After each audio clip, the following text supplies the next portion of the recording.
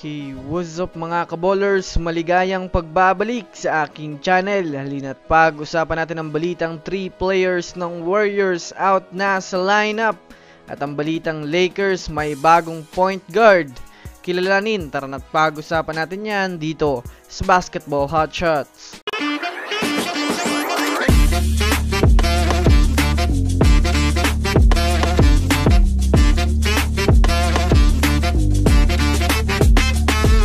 Una nga muna tayong dumako mga kaballers sa balita patungkol sa kupunan ng Los Angeles Lakers.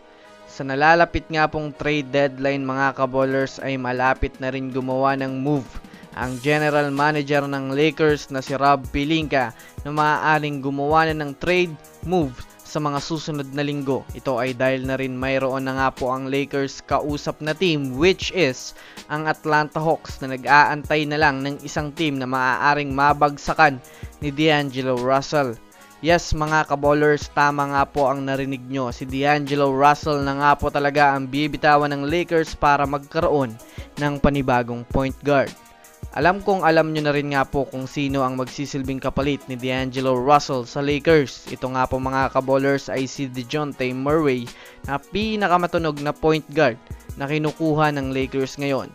Kung susumadayan nga natin mga kaballers, balak nga talaga ng Lakers magkaroon ng panibagong superstar na point guard na magbibigay sa kanila ng malakas na impact at tutulong kay LeBron James at Anthony Davis na maibangon muli ang Lakers sa ibaba ng Western Conference.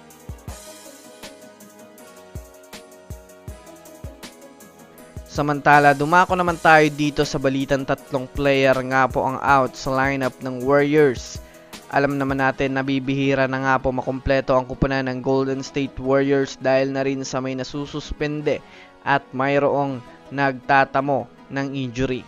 Sa kasalukuyan nga po mga kaballers, halos 7 to 8 players na lang nga po mga kaballers ang nirorotate ni Coach Steve Kerr sa laro. Ito ay dahil na rin sa 3 nga sa kanila ang nagtamo ng injury at pansamantalang out muna sa lineup ng Warriors. Ito nga po mga kaballers ay sina Moses Moody na nagtamo ng grade 1 left calf strain, Gary Payton II na nagtamo ng left hamstring injury at ang panghuli naman ay si Chris Paul matapos sumailalim sa operasyon sa tinamo niyang fracture sa kanyang kaliwang kamay. Wala pa naman nga pong inilalabas na eksaktong timetable kung kailan sila makakabalik sa laro.